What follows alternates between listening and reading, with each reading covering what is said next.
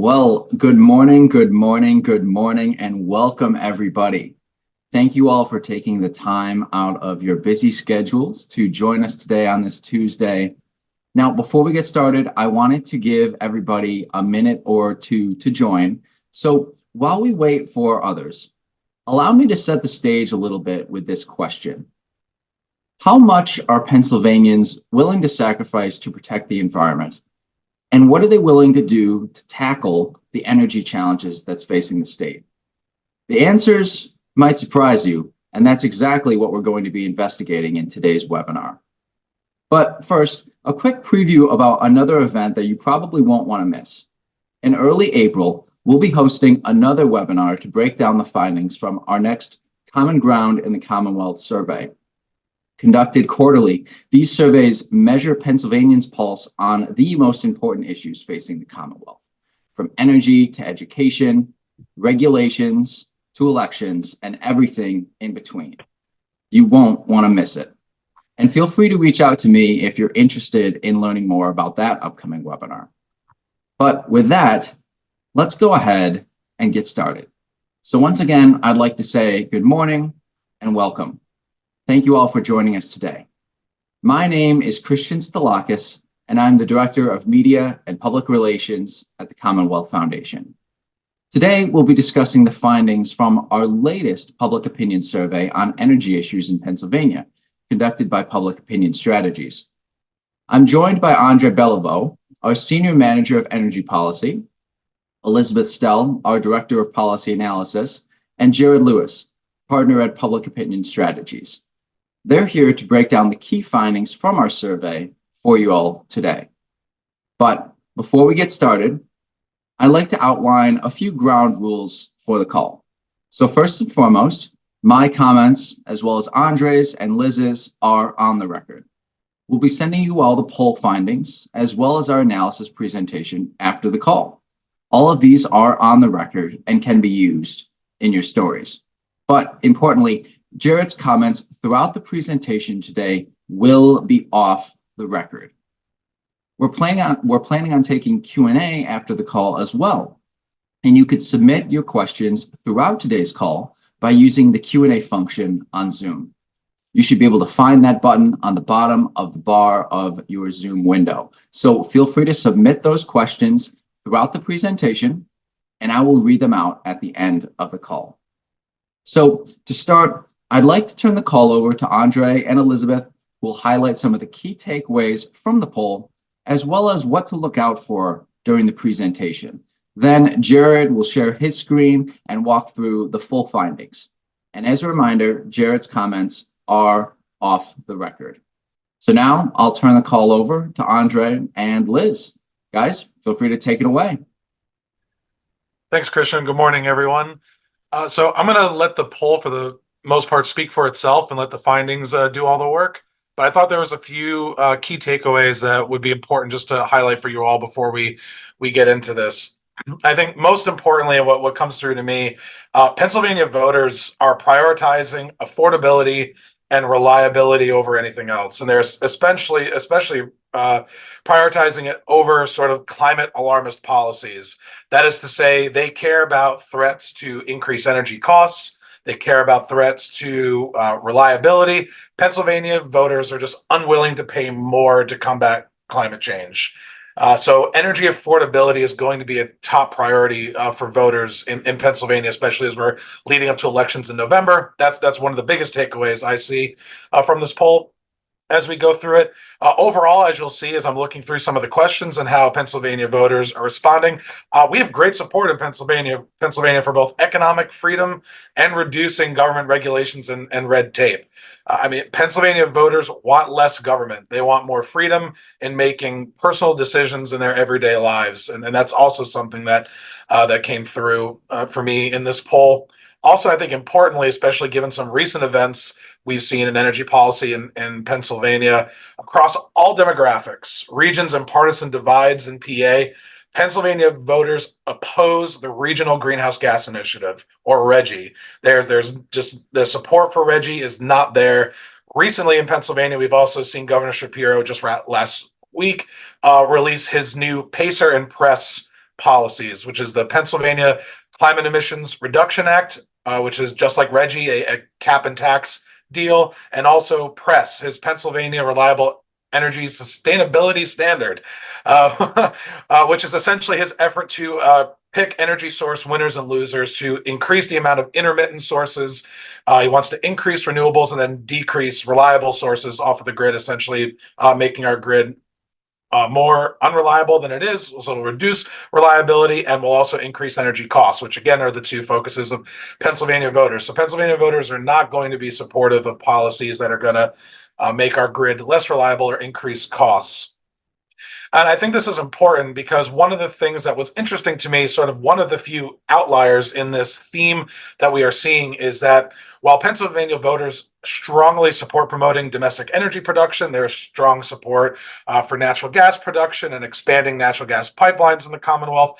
At this, and obviously people are supporting least cost and reliability.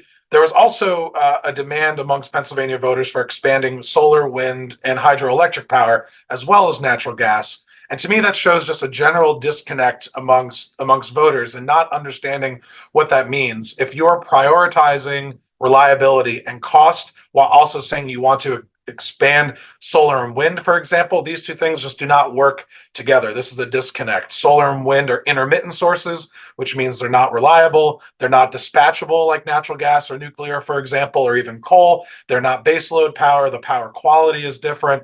The grid is designed to take dispatchable baseload sources, not intermittent sources. So to essentially say you want to expand renewables, you're saying you want to expand intermittent sources and you want the grid less reliable and more expensive because you'd have to pay for grid upgrades. So that's just something to think about as a potential disconnect amongst voters. And that's just likely because people are being fed that you should think this way, but they're not really thinking through that. Are these sources actually the same? Well, they're not. There's a difference between intermittency and dispatchability, of course. So that was an outlier that I thought was interesting. But again, strong support for promoting domestic energy production, strong support for natural gas, which is good. Pennsylvania right now actually has a really good story. The most recent report from the Independent Fiscal Office shows that, despite energy generation growth since 2018, Pennsylvania has actually continued to reduce carbon emissions. So emissions for 2023 declined by almost 11% from 2022. That's actually the largest year-over-year decline that we have seen in Pennsylvania since the 1990s. And the IFO confirmed in their analysis what many of us have been suggesting, is that this decline in carbon emissions is mostly from transitioning from coal to natural gas. And that is actually true across the country. States that we are seeing decarbonize the fastest are the ones that are increasing natural gas and transitioning from coal to natural gas, also increasing other dispatchable sources like nuclear, of course. But we have, Pennsylvania is a natural gas state. We have a good story to tell, and there's strong support amongst Pennsylvania voters for sure about natural gas production and making sure that Pennsylvania is at the forefront of promoting domestic energy production. So it's all about cost. It's all about reliability. And again, I'm going to let the poll speak for itself. Any further from that with the details, but I'll pass it over to Liz for her comments and some overall analysis. Thanks, Andre. I just want to highlight a few things that Andre said, and then we'll get to the good stuff. We'll get to the poll findings. I want to emphasize again what Pennsylvanians think matters in terms of the energy future for not just our state, but the nation as a whole, being one of the largest exporters of electricity, being one of the largest generators of electricity, the second largest producer of natural gas, a major producer of coal, a major producer of nuclear power as well.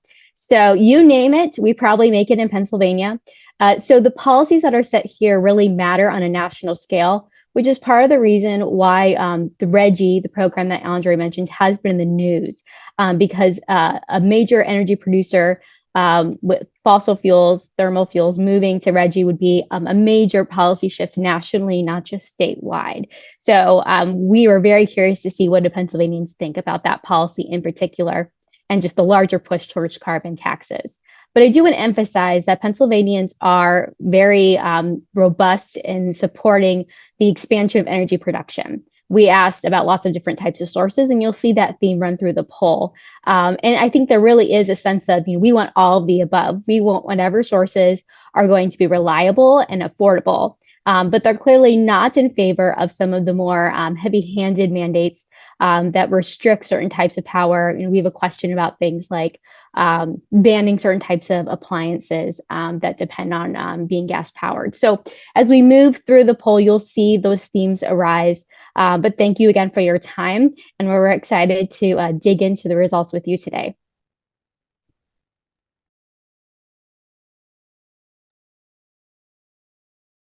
Okay, I think this is my cue. I am going to share my screen and we will dive right in. Let's see here. I assume everybody can see that. If not, I know somebody will kindly tell me that they can't see. Great, let's dive into the poll. Delighted to be with you all this morning, and looking forward to walking through, and feel free to ask questions. I know we have some time at the end. Yeah, let's dive in. We did a statewide survey of 800 registered voters in Pennsylvania. 800 registered voters. It was an online survey. The credibility interval for an N of 800 is plus or minus 3.95 percentage points. You see the composition of the survey here. It is reflective of the electorate in terms of education, party, age, gender, region in the state, et cetera, ethnicity. So it is a representative survey of Pennsylvania voters. Let's walk through some kind of high level political environment and just sort of general energy attitudinal data, just to start. First question, there's two questions here on the left side. It's a question many of you might be familiar with. It's the sort of Dow Jones Industrial of the political environment in the United States. Generally speaking, would you say things in the country are going in the right direction, or have they pretty seriously gotten off on the wrong track? Pennsylvanians mirror what we see nationally in this question. About 70% of Pennsylvanians, which is about what we see nationally, say that things are going in the wrong, off on the wrong track. On the right side, it's more specific, or it is specific to Pennsylvania. Voters, Pennsylvanians are less cynical about how things are going in the state. 34% say things are going in the right direction. 48% say wrong track, and a little under a fifth, 18% say they're not quite sure how things are going right now. When we get into energy, first question on the left side, how concerned are you about the future availability of affordable energy in the United States? This, right off the bat, we start to see just how concerned Pennsylvanians are about energy affordability. 81% total concern, 19% say they're not concerned, with 33%, a third of Pennsylvanians saying they are very concerned about energy, the future availability of affordable energy in the U.S.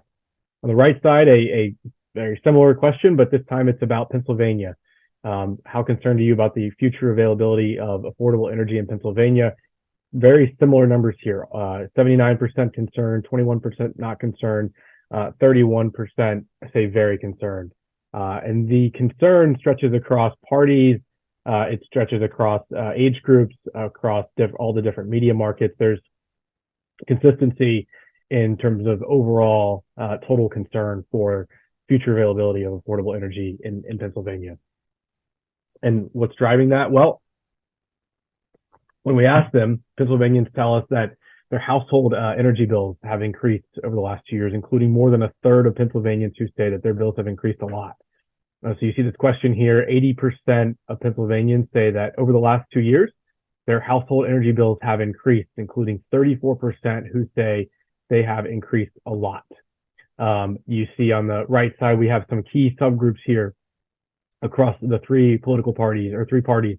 Majorities, more than 70% in each case, say that their household energy bills have increased. You see right below that, region of the state and geography, urban, suburban, rural. Again, more than 70% of voters in each of those groups. And at the bottom, we have an age gender breakout. And again, more than 70% of all four of those age gender breakout groups say that their household energy bills have increased. When we ask Pennsylvanians how concerned they are about their ability to afford their family's energy needs, including energy to power and heat their home and fuel their vehicles, 70% report that they are concerned, including 28% who say that they are very concerned. Again, you see these numbers, these same key groups that you saw on the last slide. A lot of consistency here. Majorities of each of these groups, more than 60% in all cases, say that they have concern over their ability to afford their family's energy needs. So a lot of concern about affordable energy. We saw the numbers on rising prices, rising household costs. So sort of a theme that we're starting to see here. This is an interesting question that we asked when thinking about making lifestyle changes to protect the environment. Which of the following changes have you either already made or do you plan to make in your life? Pennsylvanians are willing to do things like, turn off the lights, appliances, electricity, electronics when they're not using it, use reusable shopping bags, recycle more frequently, lowering the heat thermostat during the winter, conserving water. When you get down towards the bottom of the list, this is where we start to see things that they may not be as inclined to do.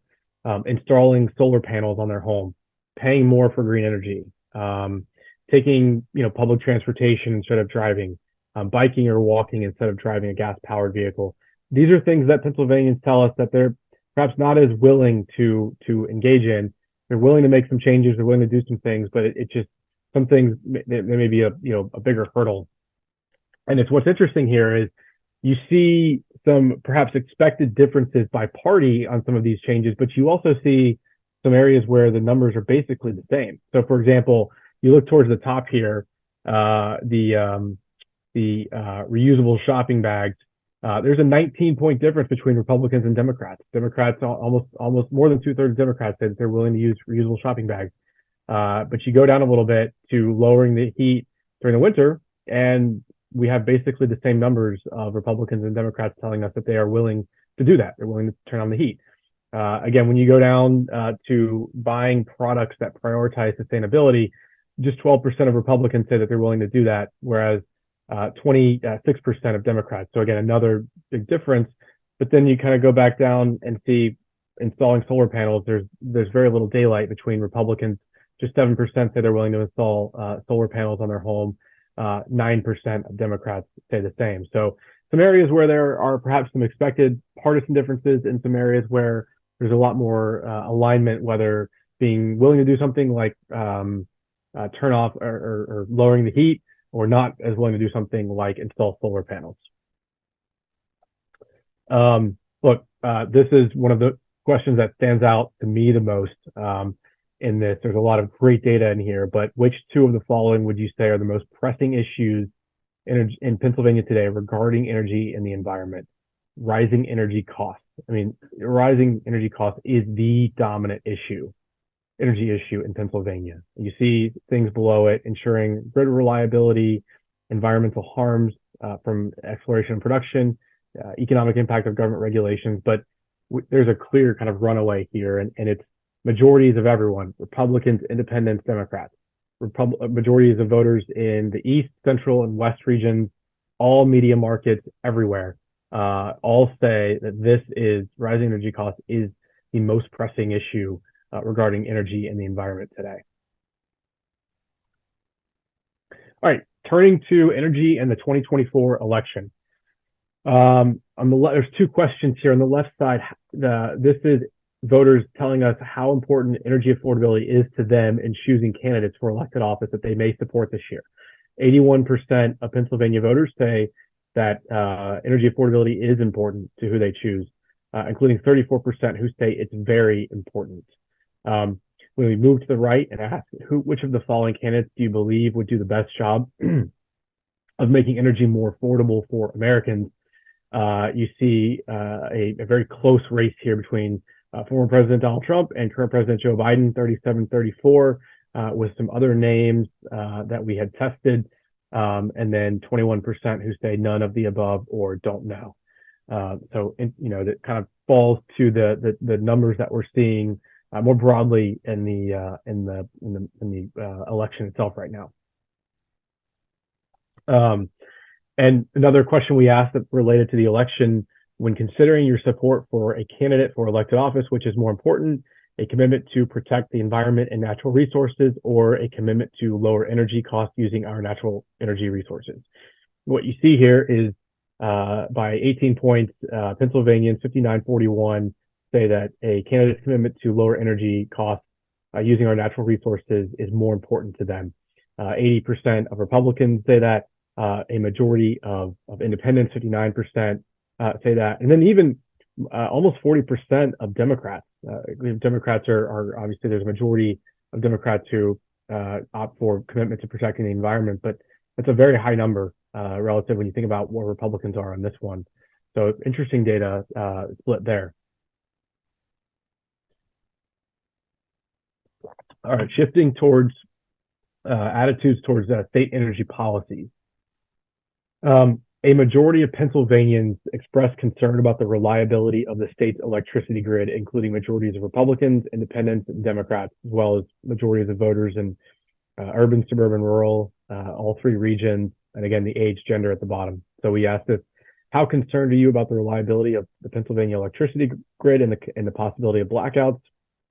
60% said that they are concerned.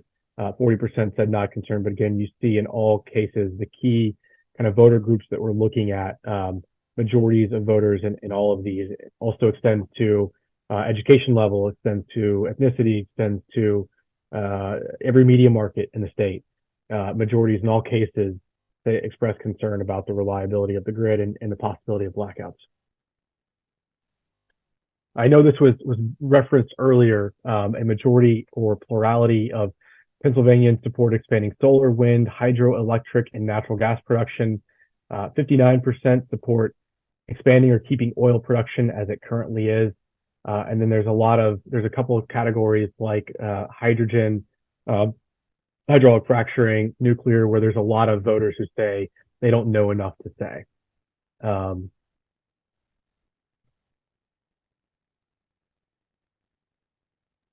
Andre, yeah, sorry, go ahead. Yeah, Jared, I'll just chime in here. This is one of the outliers that I mentioned in the beginning. In the previous slide, we saw that, Pennsylvania voters are concerned about grid reliability. And then in this slide, we're seeing that they also want to support, in the top two here, the expanding of solar and wind power, which are not reliable. These are intermittent sources, unlike dispatchable sources like natural gas, nuclear, oil, coal, some of these other ones on here. So again, I think this is just mainly an issue of voter education. I don't think most Americans and most voters understand that when they, it sounds good. They're told that they're supposed to like solar and wind, but I really don't think they understand that they're not reliable. And I also don't think they understand the cost that increasing these would incur, because the amounts that we would have to do in grid upgrades to accept large amounts of solar and wind are going to be in the billions of dollars across the country to upgrade the grid to accept these kind of intermittent sources. The grid is not designed to do that. And I also don't think they understand the story of natural gas actually reducing emissions. So I think this is mostly an outlier and has to do a lot more with just voter education and just the general zeitgeist of when people think about these things. Thanks, Andre. I'll keep this moving. A plurality of Pennsylvanians oppose a law requiring electricity suppliers in the state to increase the use of alternative energy to 30% by 2030 if it leads to higher energy costs. So we asked this question, would you support or oppose a law requiring electricity suppliers to increase the use of alternative energy from 8% to 30% by 2030, even if it leads to higher energy costs for consumers? You see the numbers here, 27% support, 44% opposed, and the 29% being in sort of a lean category or undecided entirely. You see at the top here, there is a partisan split here where almost 2/3 of Republicans oppose, a plurality of independents, 45% opposed, versus 41% of Democrats who support the law. You see, again, move down here to the regions, plurality of voters in all three regions oppose this law. And then you look over here to geography. Urban voters are split, suburban and rural, it's pretty decisive where a plurality oppose this law. Jared, I'll just point out here that in that slide, this is very similar to the governor's press proposal. The percentages are a little different. The date goals are slightly different, but in essence, this is very similar to what we just recently saw last week with Governor Shapiro's press and his press pacer proposals. So you could see, again, not popular amongst there's opposition to these kinds of policies. So as far as this poll came out before pacer and press were announced, but this is the closest you can get to the governor's proposal in this poll. Thank you, Andre. A majority of voters support tax breaks for installing renewable energy and purchasing electric vehicles. They are divided over regulations that restrict energy production. So this was a series we asked where we said, some elected officials have proposed using different tools to influence energy production, such as regulations, special tax breaks, taxpayer-funded subsidies. Do you support or oppose each of the following? You see these numbers here, tax breaks that promote installation of renewable energy, tax breaks that promote the purchase of EVs, taxpayer-funded subsidies to create hydrogen hubs in Pennsylvania as a clean energy initiative, and then government regulations on energy producers that will restrict the types of energy they can produce. And you see the numbers here from so higher levels of support all the way across. I'll chime in here real quick on the tax credits. Just to emphasize that in general, when we talk about tax credits, people generally have positive views of those, and they think of fewer taxes. That's a good thing. It's different if you also will add into the question, what if that would increase the structural deficit, or what would be the cost of those tax breaks? So that's important in this poll. As we're looking through different questions, we ask both sides and talk about both the benefits and the costs. So this is just looking at sort of the front end, what's the tax benefit side, which sounds really good. But when we start to get into more questions about how does it impact you as a taxpayer, you see less support. So just a note in general that tax credits in general usually score pretty positively. Yeah, Liz, as a pollster, I can echo that entirely. Whether it's energy, whether it's another industry, healthcare, anything, the idea of tax credits people really like. Until there's a cost to them, until there's a cost that's going to have a direct impact on them. And all of a sudden you do see numbers and attitudes change when it comes to tax credits. That's a very, very good point. More than 2/3 of voters agree that state government officials should embrace Pennsylvania's natural energy resources and not penalize it with regulation. So we had a agree, disagree statement. Pennsylvania is one of the nation's most natural gas-rich states. Our government officials should embrace this natural energy resource, not penalize it with burdensome and restrictive government regulations. You see pretty strong agreement here. 68% agree, including more than a third who strongly agree, versus 71% who disagree with that statement. And again, pretty consistent across all of these key subgroups that we look at, by party, by region, by geography, and by age, gender at the bottom. And again, I can tell you by ideology, education, ethnicity, media market, any group, we had over 55% of the minimum, but in most cases it was over 60 to 65% who agreed with this statement.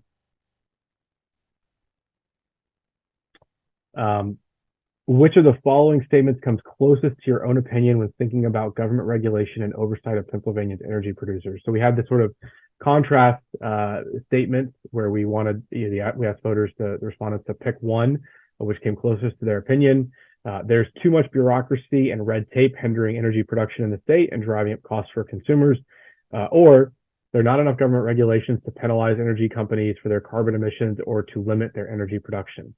By a 55 to 30% margin, voters opted for the former one, too much bureaucracy, including 74% of Republicans, 58% of independents, and you see Democrats 37%.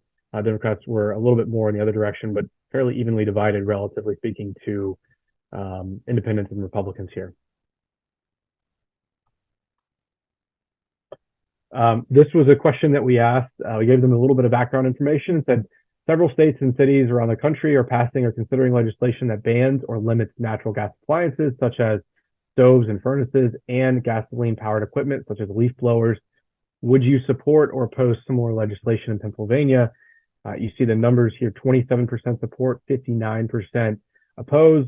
And again, I know I sound like a broken record here, but majorities of Republicans and independents, and even a slight plurality of Democrats oppose this legislation. And then when you come down here, you see majorities of all of these groups oppose, and majorities of, or pluralities of, all of the age gender groups oppose similar legislation to ban these types of appliances. Turning to electric vehicles. Roughly 1 in 5 Pennsylvanians say that they are either extremely or very likely to consider electric the next time they purchase a vehicle. So that's the question here you see on the left side. How likely are you to consider an electric vehicle the next time you purchase a vehicle?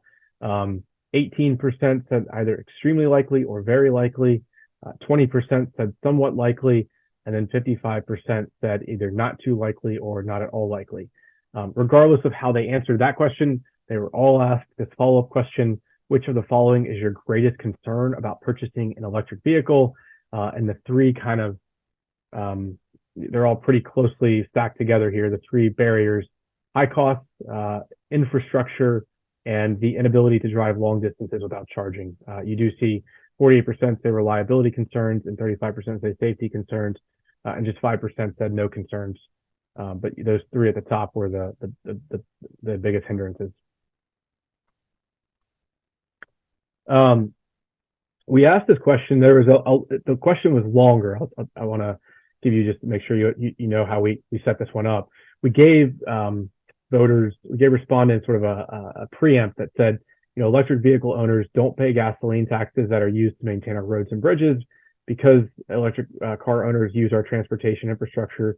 Some have suggested that electric vehicle owners should be taxed to make up for the lost gas revenue. And then followed up with a question: do you support or oppose imposing a tax on electric vehicle owners to compensate for lost gas tax revenues used to maintain our roads? You had, in this case, almost 60%, 59% of Pennsylvania voters say that they support something like this, compared to 27% who said they opposed. And again, very consistent number, very consistent, support here across. You have a higher support among Republicans, but in all three cases, you have a majority or a plurality of voters supporting this tax on electric vehicle owners.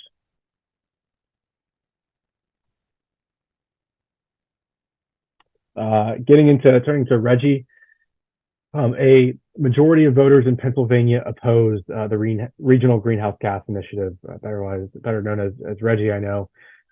Again, this was a question where we gave them a very sort of long preempt so that they understood. A lot of folks may not know what this is, so we gave them a background of what RGGI was, and then asked, do you support or oppose RGGI, a program that would impose a new energy tax?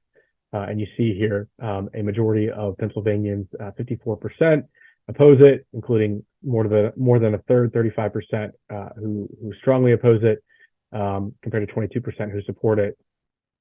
And you see that the numbers here by these key groups, in terms of 2/3 of Republicans, 60% of independents oppose it. Democrats, a plurality, is a little more divided. A plurality of Democrats still oppose it, though.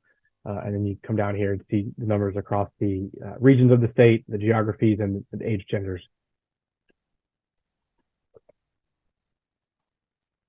And fully 3/4 of Pennsylvanians oppose allowing the governor to unilaterally impose new taxes without a vote in the legislature.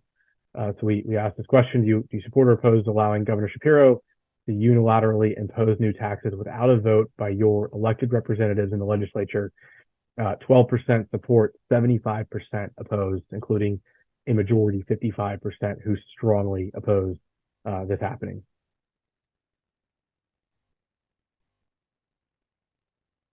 Turning to climate change policies,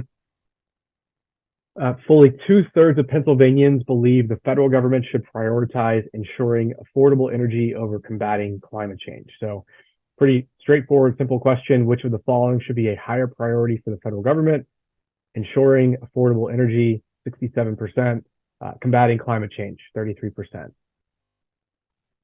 We also asked voters, I know Christian referenced this up front, how much money would you personally be willing to spend out of your own pocket each year to help combat climate change? We broke this out. 10% of Pennsylvanians say between $1 and $99. 23% of Pennsylvanians say more than $100, which gave us 33% of respondents in the survey who said that they would be willing to spend something. 67% said that they would be willing to spend nothing at all out of their own pocket. And that, interestingly, included majorities of Republicans, Independents, and Democrats who said they would be willing to spend nothing at all out of their own pocket.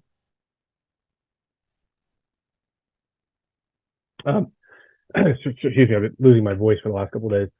More than 6 in 10 Pennsylvanians oppose efforts to limit individuals' meat and dairy consumption to help the climate. So we asked this question: do you support or oppose government efforts like those proposed by the United Nations to limit individuals' meat and dairy consumption to reduce the climate impact of these industries? 62% opposed, 24% support, 43% strongly opposed. And again, majorities of Republicans and independents and a pretty decisive plurality of Democrats oppose this kind of limiting of meat and dairy consumption. And then turning to domestic energy production, a supermajority of Pennsylvanians believe we should promote domestic energy. So we asked this question: hey, which of these following statements comes closest to your personal views?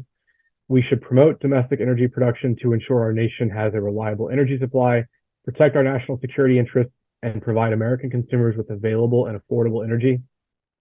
Or we should reduce domestic energy production.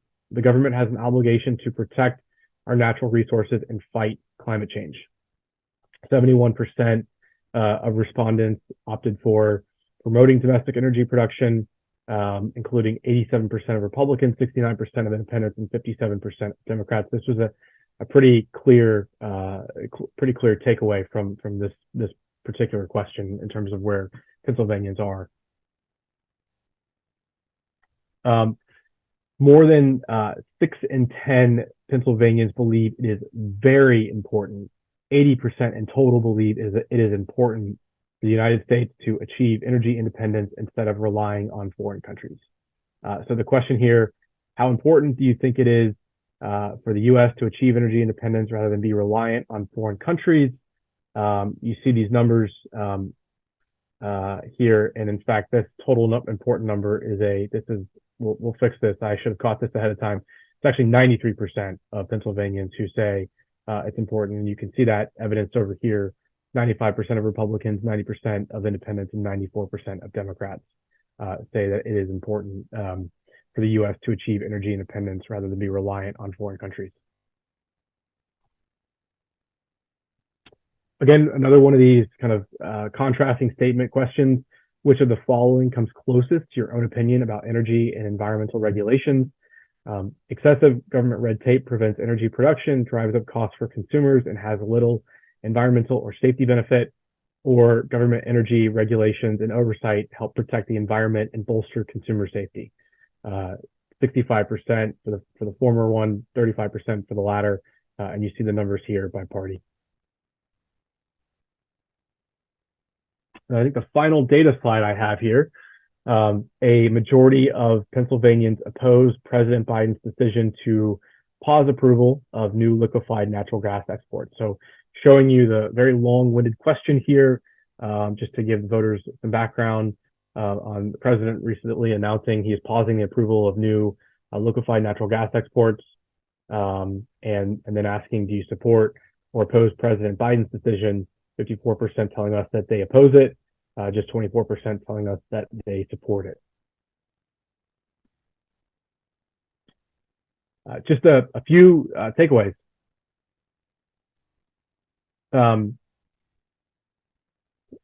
Concerns about rising energy costs are the top energy and environmental issue for Pennsylvania voters. You recall back to that 63% number that I showed you. That was the clear and far away the number one energy and environmental issue for Pennsylvanians. Policies promoting energy affordability and reliability rank the highest among Pennsylvanians over climate action policies. You saw that on a couple of questions throughout the course of the survey presentation. Energy affordability is a top priority for voters leading up to the November elections. Look, energy affordability, energy costs, rising costs sort of feed into a broader theme of rising costs and inflation. And that is something that is, when people talk about their energy spending, when the bill fluctuates $150 month to month and they don't have it built into their budget, it's a very, very big concern for voters. And it's something that can be, if you're a candidate with the right policies in terms of bringing down and lowering energy costs that you can do very well in an election, because it's something that impacts basically everybody. Across all demographics, regions, and partisan divides, Pennsylvania voters oppose RGGI.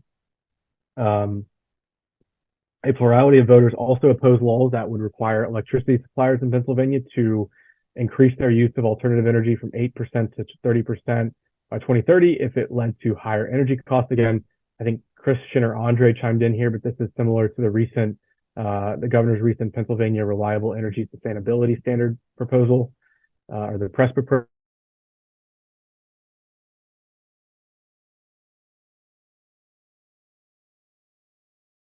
Regulations or coercion in our daily lives in the energy market. There is strong support for promoting domestic energy production and expanding natural gas production and pipelines in the Commonwealth. There were a couple of questions. I know so Christian and team are going to send out the survey. There were a few questions that, for the interest of time, we cut from today, but the full poll is going to be released. There are a couple of questions around supporting domestic energy production. One in which we had more than 60% of Democrats, 66% of independents, and 81% of Republicans expressing support for more domestic energy production. So this is Pennsylvanians are very clear in where they stand in terms of promoting and supporting domestic energy production in the state. And then finally, 63% of Pennsylvania voters say it's very important for the U.S. to be energy independent rather than relying on foreign countries for energy. So with that, I'm happy to take questions, turn it back to Christian or Andre or Liz. Yeah, well, thank you, Jarrett. I really appreciate the fantastic presentation. And as you alluded to, yeah, so now what we're going to do is we're going to open up the floor for questions. So feel free to drop those questions in the Q&A function in Zoom. And as they come in, I will read them out. And it looks like we already have a few in the queue, so I'm happy to get right to them. The first question that's come in is, Pennsylvania's energy profile is mostly LNG with some nuclear thrown in. Does the state need to further diversify? Andre or Liz, any perspective there? I can take a first stab at that. I guess it depends by energy profile, what part of energy production you're looking at. A common foundation we look a lot at electricity generation because that's what directly impacts the bills of Pennsylvanians. But if you look at the exports, yes, LNG and actually coal is a big part of that as well. I would say in terms of diversification, I think that is definitely part of the discussion. When you have more natural gas, your bills become much more variable, which Jared alluded to. And so I think there definitely is a conversation about diversifying the fuel structure that we need to have. Yeah, I'll piggyback off of that. So when you're talking about diversification, I think that it's usually about diversifying the grid. So it's a real point on LNG, like Liz mentioned, liquefied natural gas, or LNG is one of our energy exports. We're not using LNG particularly in the state. So it's like some things people should understand is that the idea of liquefied natural gas is actually about the shipping of the gas. So it's still in gas form. It's then liquefied, put on shipping containers because it's easier to transport in liquid form. And then once it reaches where it's going to go and be distributed, it's then put back into gas form, and then that's how the energy is produced. So as far as our grid diversification, I mean, natural gas and nuclear are leading the way right now on Pennsylvania's energy grid, which, if you care about reliability, is really important. I mean, a diversified grid is important. So, and one of the best policies that we could do to ensure grid reliability in particular is a source neutral, all the above energy approach, but that prioritizes reliability and prioritizes least cost procurement tied together. So as I say, the least cost, most reliable energy sources that are source neutral. It's like, look, doesn't matter what it is, as long as you can meet some type of reliability standard, as long as you can meet a least cost procurement standard, that's a good policy when it comes to it. So yeah, diversification is good. Right now, we are in a really good situation because of the amount of dispatchability we have in our grid, but things that could ruin that would be an increase in intermittent sources that could really threaten grid reliability in Pennsylvania. Next question would be, think we covered this a little bit, but did voters comment on whether they support PACER or PRESS? And I know, Andre, you kind of alluded to this. Do you want to maybe expand on that a little bit further? Yeah, so we obviously this poll went out before that was released last week. So we didn't ask about PACER and PRESS specifically, but we obviously asked about similar policies. We asked about RGGI, which is essentially PACER. I mean, PACER is just RGGI 2.0, RGGI rebranded. So instead of entering into a horrible regional initiative that's going to increase costs and really do damage on our energy sector, the governor has decided to issue a policy to just do that with surgical precision on attacking the Pennsylvania energy sector. So no, we didn't ask about it specifically, but we asked about RGGI, which is similar to PACER, and then we asked a question about essentially expanding or reopening the alternative energy portfolio standard in a similar way to what his PRESS proposal is. So while we didn't ask about it specifically, policies that are obviously similar to PACER and PRESS, there's opposition amongst Pennsylvania voters. I would just emphasize that in our explanation of RGGI to individuals, we explained, both what the program would do in terms of boosting, resources to build up more renewable energy, but then also what the potential cost could be to the economy as a whole. So again, the cost and the benefit, letting the voter or letting the respondent weigh those. And when you present both sides, you do see a lot of concern against these policies. So I would just emphasize that, because in a lot of other polling, they don't necessarily talk about the downsides, or they talk about, the renewable energy jobs that could be created, but don't talk about, the jobs, maybe like, the primary example is the coal, the people working at the coal plants and what those job losses would mean. So it's really important, when you're looking at, is this a good poll? Is this a bad poll? Are they presenting both sides of the story? Because we find when we articulate the downsides and the upsides, Pennsylvanians are, we saw it last year and again this year, very, very much concerned about these carbon tax proposals. Another question here. Have there been any tracking on how opinion among Pennsylvanians has changed over time on domestic energy production?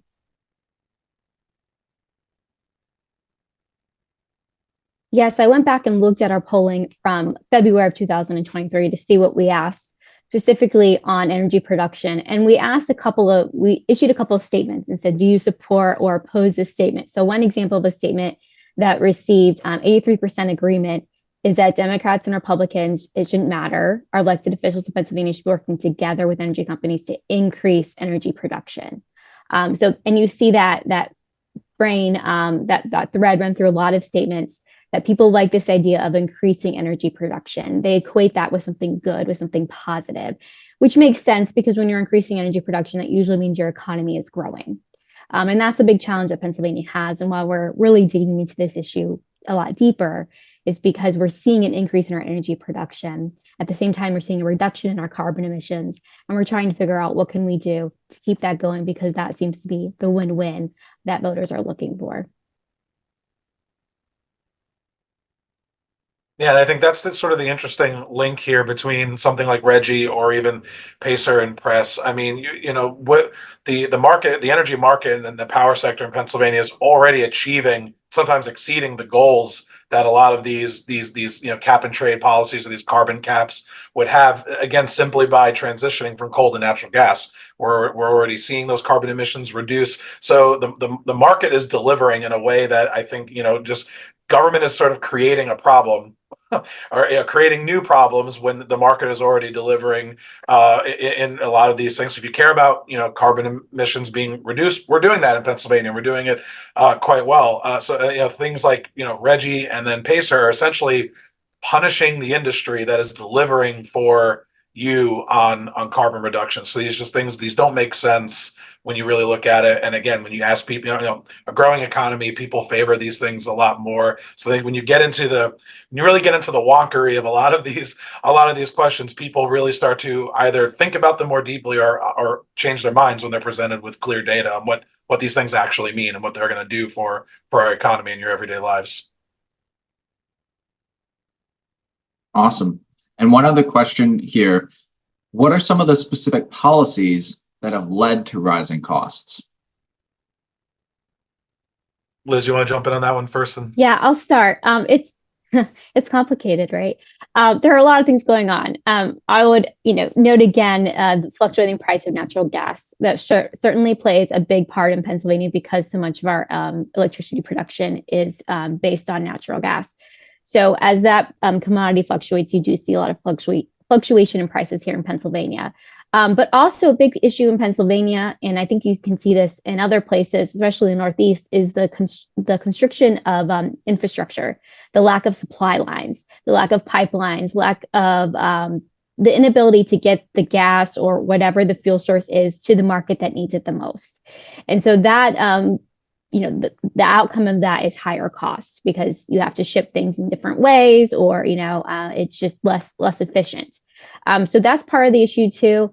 The other thing that I would point to in terms of the costs is there is a distinction between states that have a regional transmission operator. In our case, it's PJM, these RTOs, and those that don't and have a traditional vertically integrated system.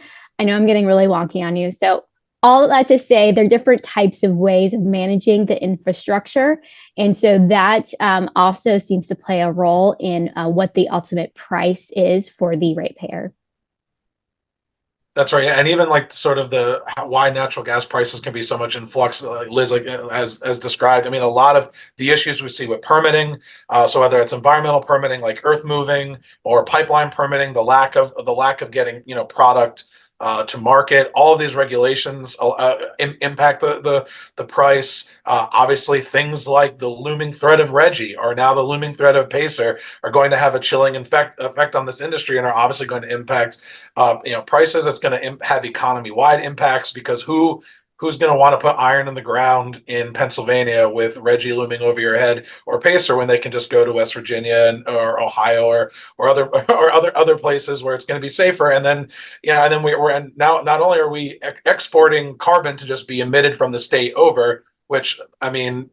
I don't think the carbon emissions really care about the geographical origins of where they go into the atmosphere, whether they're coming from Pennsylvania, Ohio, or West Virginia. It seems it's going to have the same impact. So not only are we having a negative, not doing anything to improve our natural environment, we're actually destroying our economic environment because we're shipping industry and pushing it away from Pennsylvania to other states, and then potentially actually feeding into booming our geopolitical rivals internationally. This really just doesn't make sense. So all of these things are, of course, going to impact costs, impact the flux of costs. So, I mean, and Pennsylvanians seem to care. They want to get rid of government regulations, want to get rid of the red tape. Getting rid of those things will obviously help improve costs in a lot of ways. That's awesome. And that brings us really to the end of all of the Q&A questions that we have in the queue currently. If anybody would prefer, feel free to reach out to me personally after this webinar. By call or text. You can phone me at 315-720-3561, or you can send me an email at cjs@commonwealthfoundation.org. And just to conclude, let me once again highlight our upcoming webinar discussion. We'll be highlighting the findings from our Q1 Common Ground poll. So with Pennsylvania shaping up to be a critical swing state in the 2024 elections, the perspectives of Pennsylvanians become increasingly emblematic of the nation. So join us to hear what our state thinks about the issues impacting the nation. I think it'll be a great discussion and one that you won't want to miss. And with that, I want to say thank you to everybody who took the time to join us today, as well as the panelists for providing their fantastic analysis and insights. Again, please feel free to contact me if you have any questions or would like any additional information. I can be reached at 315-720-3561. And once again, thank you all again, and hope everybody has a great rest of their day.